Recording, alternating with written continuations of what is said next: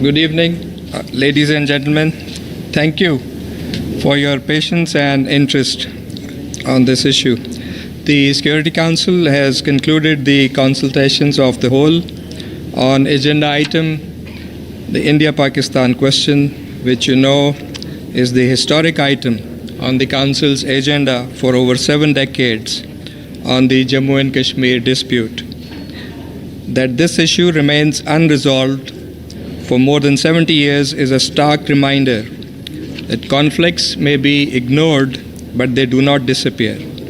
They deepen. Today, the stakes are higher than ever, with escalating rhetoric, military posturing, and provocative actions threatening not just Pakistan, but regional and global peace. There were 3 key objectives from this meeting.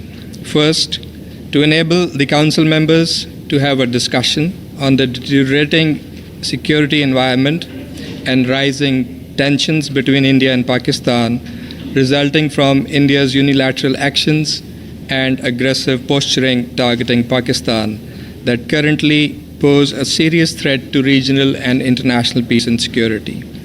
To have an exchange of views on how to address this situation, including avoiding confrontation that could have serious consequences and the need for de-escalation. And third, to recall and bring to the fore the fact that all of this was happening in the larger context, the backdrop of the Jammu and Kashmir dispute, the core issue between India and Pakistan, whose final just and lasting settlement is still awaited in accordance with the relevant resolutions of the Security Council and the wishes of the Kashmiri people, who are waging just struggle against occupation to realize their inalienable right to self-determination.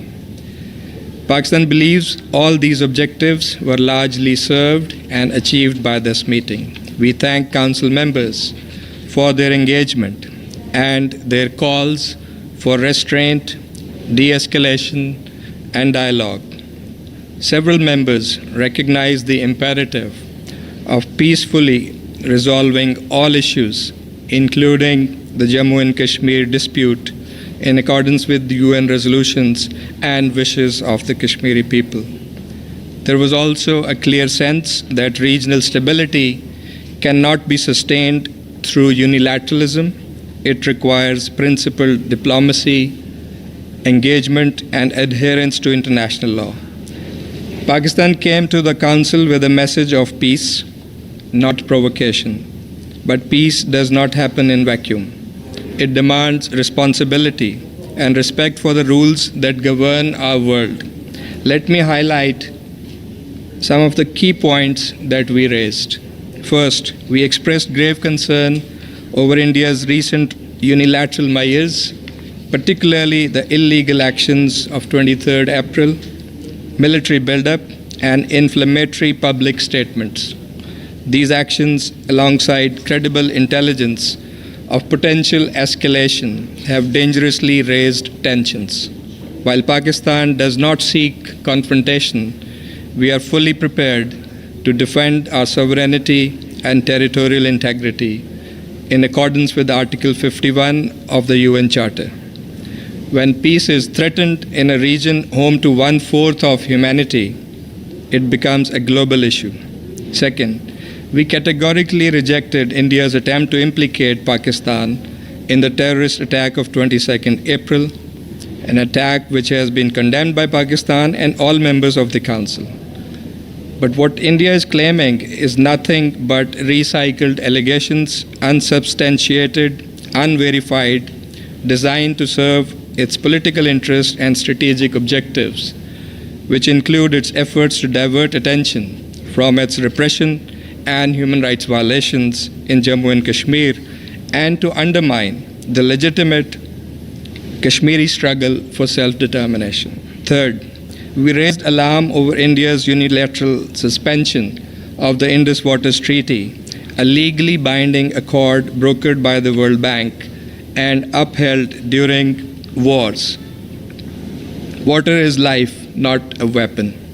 These rivers sustain over 240 million Pakistanis Any attempt to disrupt their flow constitutes aggression, and allowing such a precedent would endanger every lower riparian state. Fourth, the Council was reminded that the core of the regional instability is the unresolved Jammu and Kashmir dispute. The Kashmiri people continue to face gross human rights violations, extrajudicial killings, arbitrary arrests and forced disappearances, torture, demolition of homes that we are seeing now, restrictions on expression and media, and a systematic denial of the right to self-determination. Lasting peace in South Asia requires that the Security Council implements its own resolutions, including the holding of UN-supervised plebiscite to let Kashmiris determine their own future. Fifth, we called out India's weaponization of disinformation, efforts to malign Pakistan, and fabricate narratives. We reminded the Council that Pakistan has been a frontline state in the fight against terrorism, sacrificing over 90,000 lives along with immense economic setback. India's attempts to distort this reality while ignoring its own destabilizing actions and involvement in terrorism abroad, including the case of Kulbhushan Jadhav and extraterritorial assassinations, must be met with truth, transparency, and accountability. Sixth, we reiterated our commitment to peaceful, cooperative relations with all our neighbors, including India. We remain open to dialogue based on mutual respect and sovereign equality. We have also called for an independent, transparent, neutral, and credible investigation into the 22nd April incident. While we pursue peace, we will defend our interests and safeguard our sovereignty resolutely and at all costs. Finally, we urge the Security Council and the Secretary General to remain actively engaged in peacemaking and preventive diplomacy. The role of the Council is not just to observe conflict from afar, but to prevent it through timely and principled action. Ladies and gentlemen, peace must be built through dialogue, engagement, and respect for international law.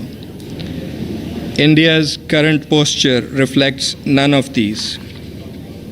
The burden of peace must be shared.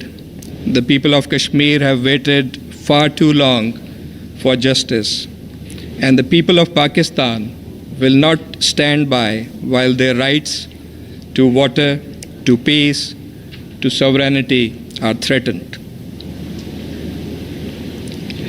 In view of the gravity of the situation, the calls for dialogue, de-escalation, and peaceful resolution of disputes, such as by the Secretary General, and what we also heard from the Council members today, are most pertinent and, in our view, the way forward for lasting peace and stability in the region. I thank you.